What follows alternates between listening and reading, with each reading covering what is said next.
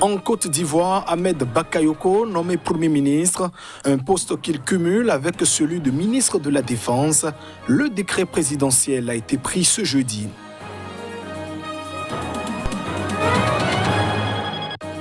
La justice congolaise impitoyable envers les miliciens. 15 membres d'un groupe armé ont écopé de 20 années d'emprisonnement.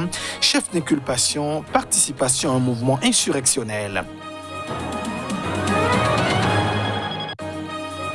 Et puis à Hong Kong, des militants pro-démocratie demandent à la communauté internationale de mettre la pression sur Pékin après la disqualification par le gouvernement chinois d'une dizaine de leurs candidatures aux élections législatives.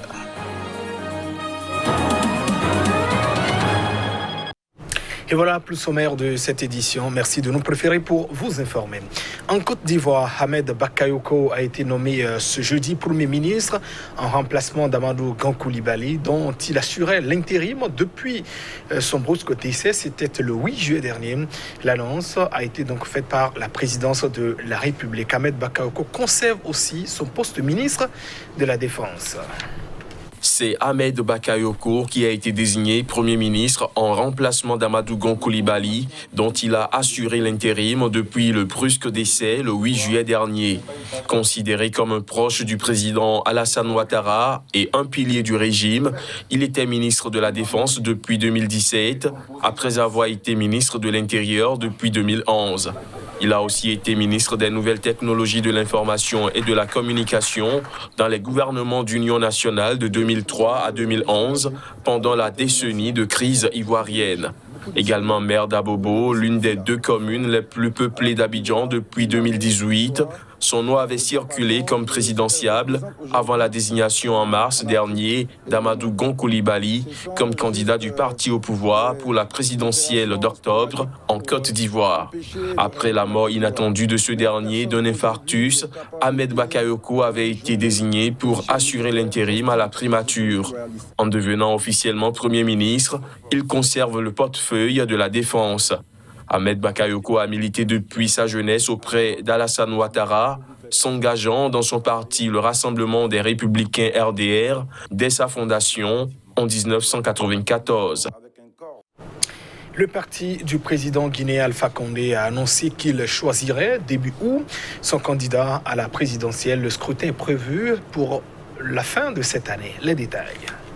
Nous tiendrons notre convention les 5 et 6 août prochains au siège national du parti dans la banlieue de Conakry. Nous désignerons notre candidat pour la présidentielle, a affirmé ce mercredi le porte-parole du Rassemblement pour le peuple de Guinée RPG au pouvoir, le député Ali Kaba. 40 députés des régions et des responsables de la direction du RPG participeront à cette convention, a indiqué Kaba. Le Front national pour la défense de la Constitution, FNDC, qui s'oppose à un éventuel 3e mandat du président guinéen, voit dans la réunion des 5 et 6 août prochains des manœuvres pour maintenir Alpha Condé au pouvoir au-delà de son 2e et dernier mandat. L'opposition est convaincue qu'il briguera sa propre succession dans un pays dirigé avant l'avènement de Condé par des régimes autoritaires depuis son indépendance de la France en 1958. Le FNDC, formé des principaux partis d'opposition et la société civile, appelle les populations de Conakry et ses environs à des manifestations le 6 août pour faire barrage à ce coup d'état civil, indique-t-il dans un communiqué. Le mandat de Condé, 82 ans, ancien opposant historique élu en 2010 et réélu en 2015 pour 5 ans, arrive à échéance à la fin de l'année. Condé entretient l'ambiguïté sur ses ambitions personnelles. La Commission électorale nationale indépendante CENI a proposé la date du 18 octobre pour l'élection,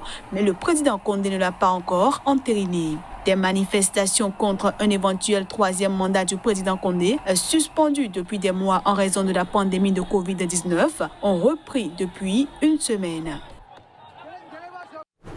En Tunisie, Rachid Ghannouchi, le chef du Parlement du parti d'inspiration islamiste Ennahda, a conservé son siège de président de l'Assemblée nationale qui était menacé, ceci après un vote mouvementé ce jeudi sur une motion de défiance inédite qui a donc mis en évidence les profondes fractures au sein de l'Assemblée nationale élue en octobre dernier. Les opposants de Rachid Ghannouchi, au premier rang desquels les anti-islamistes du Parti d'Estourien Libre, PDL, n'ont pas réussi à réunir les 109 voix nécessaires pour l'écarter du perchoir. Le chef du parti d'inspiration islamiste Ennahda, qui était sur la sellette, a donc conservé son siège de président du Parlement après un vote mouvementé qui s'est déroulé ce jeudi sur une motion de défiance inédite.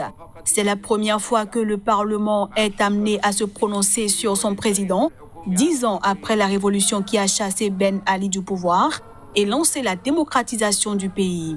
Rached Ghannouchi, qui règne sur Ennahda depuis sa création il y a 4 décennies, est devenu le deuxième personnage de l'État en novembre dernier.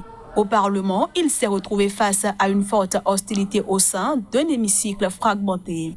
Il est reproché à Rached Ghannouchi sa gestion des débats parlementaires, régulièrement paralysés par l'antagonisme avec le PDL.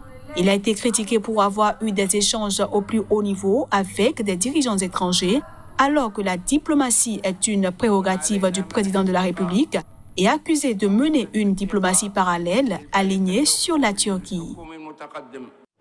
Et en bref, une image à présent au Congo. Les autorités de Brazzaville ont autorisé ce jeudi l'évacuation par avion médicalisé à destination d'Ankara en Turquie de l'opposant et prisonnier congolais Jean-Marie Michel Mokoko.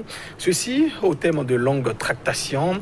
L'avion transportant le général, son médecin et 3 agents de sécurité a décollé de l'aéroport international de Brazzaville à 10h29 GMT. Candidat malheureux au scrutin présidentiel en mars 2016, le général Mokoko, qui avait contesté la réélection de Denis Sassou Nguesso, a été condamné pour atteinte à la sûreté de l'État et détention illégale d'armes et munitions de guerre au terme d'un procès controversé. C'était en 2018.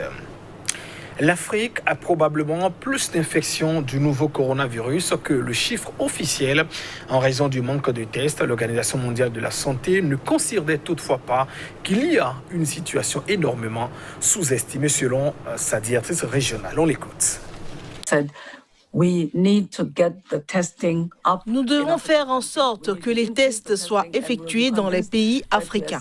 Nous devons augmenter le nombre de tests et nous serons convaincus que la situation est correcte lorsque nous constaterons des taux élevés de tests avec une positivité d'environ 5%. C'est le cas actuellement dans un nombre relativement restreint de pays. Il reste donc beaucoup de travail à faire pour augmenter les tests et apprécier la situation réelle. Il y a une certaine sous-estimation. Nous l'avons constaté dans un certain nombre de pays qui ont augmenté les tests. Mais comme nous ne cessons de le répéter, nous ne pensons pas que la situation soit énormément sous-estimée.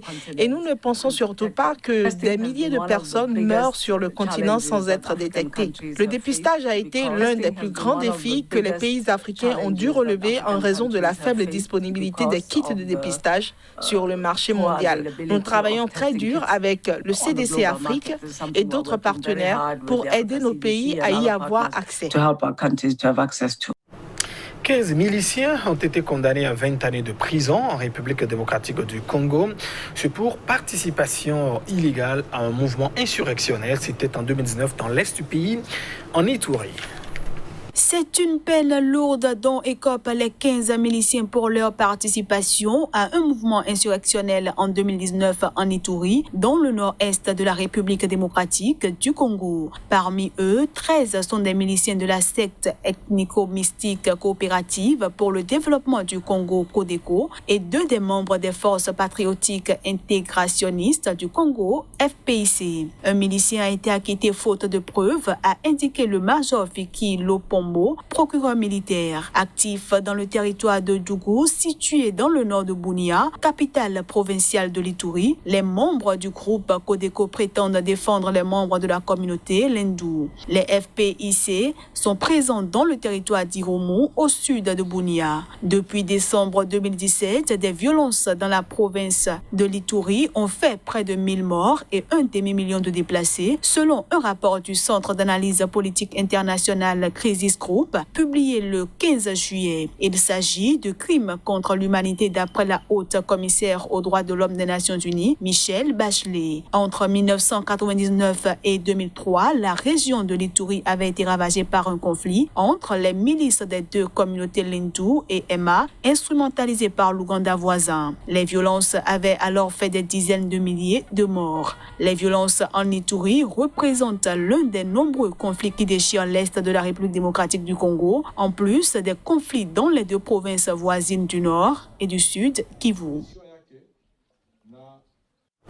Un militant hongkongais pro-démocratie exilé à Londres demande aux pays étrangers d'intensifier la pression sur Pékin. La Chine, Nathan Law, demande à la communauté internationale de condamner la disqualification par le gouvernement d'une dizaine de candidats pro-démocratie aux élections de Hong Kong, les élections législatives. Les candidatures aux législatives hongkongaises d'une dizaine de militants pro-démocratie, parmi lesquels Joshua Wong, ont été invalidées jeudi. L'opposition dénonce la terreur dans laquelle Pékin chercherait à plonger l'ex-colonie britannique. Il y aura une élection, mais la question est de savoir si ce sera une élection à laquelle les candidats pro-démocratie pourront participer. Ils voulaient faire taire totalement les Hongkongais en agissant ainsi, mais je pense qu'ils ont vraiment exagéré. Pour l'instant, c'est à la communauté internationale de réagir. Nous avons besoin de mesures de plus en plus fermes pour envoyer réellement le signal qu'il y aura des contre-attaques lorsque le gouvernement chinois commettra toute forme d'atteinte aux droits de l'homme à Hong Kong. Ceci afin d'imposer un effet de dissuasion. Dans le cas contraire, le gouvernement chinois pourra faire tout ce qu'il veut. Joshua Wong a présenté les disqualifications comme une tentative d'aligner le LegCo sur le modèle du Parlement chinois et de supprimer toute forme de résistance à Hong Kong au travers de la peur et de l'intimidation. La loi sur la sécurité nationale avait été la réponse de la Chine aux mois de manifestations souvent violentes à Hong Kong. Pékin avait expliqué que ce texte était nécessaire pour restaurer l'ordre et agirait comme une épée de Damoclès au-dessus des personnes enfreignant la loi. Et c'est la fin de cette édition. Merci à vous de l'avoir suivi. Au revoir.